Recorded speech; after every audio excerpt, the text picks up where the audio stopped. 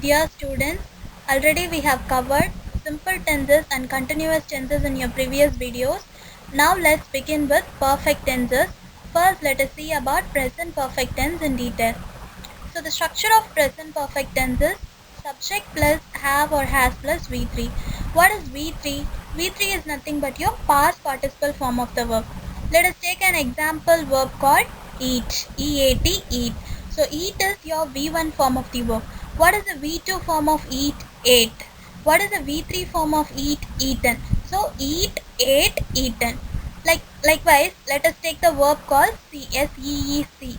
What is the past form of see? S-A-W, saw. What is the past participle form of see? S-E-E-N, seen.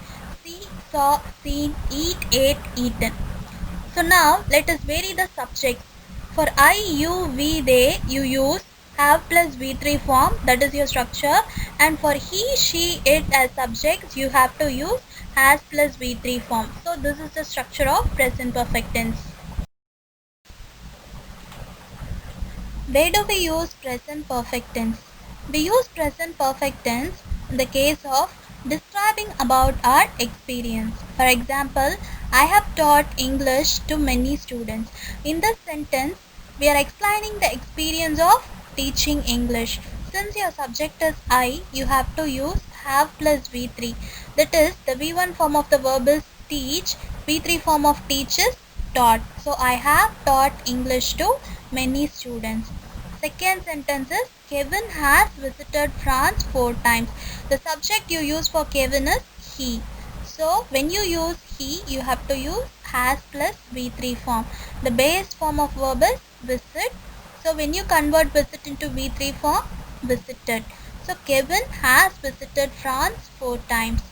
The second case you are going to use present perfect tenses for the actions completed just now. That is recently completed actions. For example, I have just finished my homework. The word just indicates the action has happened recently. Since your subject is I, you have to use have plus V3, that is have finished. The second sentence is she recently has gone to Delhi. She is your subject, so you have to use has plus V3 form. Go, went, gone. So gone is the V3 form of go. Since the action is happening recently, you are using has gone. So the keywords for present perfect tense are already, just now, it, never, ever, before, earlier, till now, and recently. The next type of tense is past perfect tense. The structure of past perfect tense is subject plus had plus V3 form of your verb.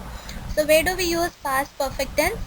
If your sentence consists of two past action, you have to indicate the first past action in past perfect tense and the second action in just past tense. That is your simple past tense.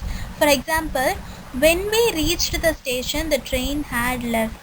So the first past action happening here is leaving of the train. So you have to indicate it in past perfect tense, that is had plus V3, had left. The second sentence, before Leela returned home, the parrot had flown away.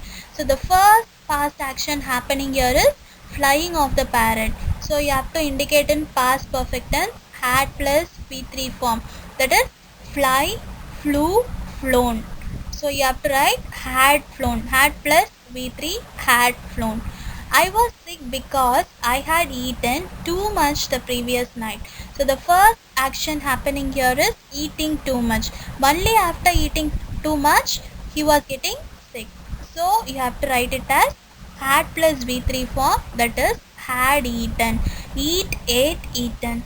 The last sentence is before teacher entered the classroom, the bell had rung. So the first action happening here is ringing of the bell. So ring, rang, rung. Had plus V3, had rung. So the keywords for past perfect tense are till, before, after, since, already, when. The next type of tense is future perfect tense. The structure of future perfect tense is subject plus will or shall plus have plus V3.